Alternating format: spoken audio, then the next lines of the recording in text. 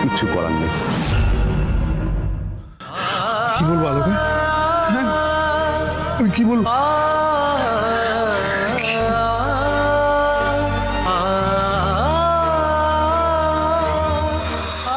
ভালোই তো, আমার মতন দেখতে হয়েছে। ভালো, ওই যে কথায় বলে না, মাতৃমুখ পুত্র সুখ। বাচ্চাদের দলে পড়ে বাবা জুনিয়রের রুম সাজিয়েছে। এত খুশি সবাই। আলোকে আমি কি বলবো আলোকে? কি বলবো? তাহলে সব প্রার্থনা, সব ইচ্ছে, সব মিথ্যে হয়ে গেছে। আমি জুনিয়রের নেই গিয়ে আলোকে কি করে বলবো?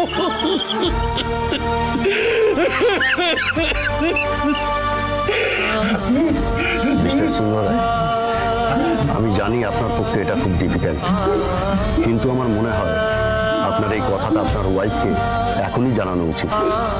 এরপর জানালে ওনার হয়তো কষ্ট বাড়বে। আমি খুবই দুঃখিত মিস্টার সিংহ রায়, আমি খুবই দুঃখিত।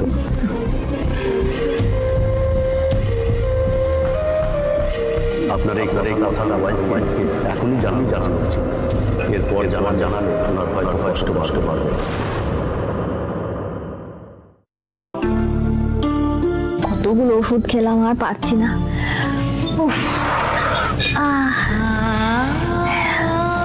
বলছি তোমার বিয়ে হয়ে গেছে গো? হ্যাঁ। তোমার কোনো বাচ্চা আছে? না, এখনো হয়নি। আমার জানো অনেক অল্প বয়সে বিয়ে হয়েছিল, তার আমার একটা মেয়ে আছে, আর এই জুনিয়র হলো। আচ্ছা ম্যাডাম, আপনি একটু রেস্ট নিন, এত কথা বলবেন না। আর শোনো না, বলছি আমার জুনিয়রকে একটু আমার কাছে নিয়ে আসবে গো? ম্যাডাম এখন তো আনা যাবে না। দাঁড়াও না, দেখো সে তখন এনেছিলে একবার, জাস্ট ওর মুখটা দেখালে, তারপর তুমি চলে গেলে। আর প্লিজ নিয়ে আসো, বলবেন না। আরে শোনো না, আমি ওকে ছোবো না, আমি দূর থেকেই দেখবো। স্যার এসছেন। স্যার এসছে, তুমি নিয়ে এসো না জুনিয়রকে। শোনো, আপনার বেবি আর বেঁচে নেই। আপনার এই কথাটা ওয়াইফকে এখনই জানানো উচিত। এরপর জানালে ওনার হয়তো কষ্ট বাড়বে।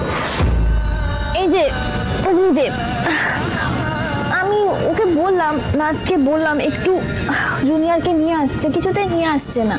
কেন নিয়ে আসছে না বলো তো? কখন ওর মুখটা দেখেছি, একটু তো ওকে। কি গো চুপ করে আছো যে? বলো না গো। বাবা, এত আবেগপ্রবণ বাবা আমি জন্মে দেখিনি। কি গো, কি চুপ করে আছো কেন? বলো কিছু। আমি তো বললাম জুনিয়রকে নিয়ে আসতে, কিছুতেই নিয়ে আসছে না। তুমি চুপ করে থাকো না, বলো কি হয়েছে, বল। কাঁদছে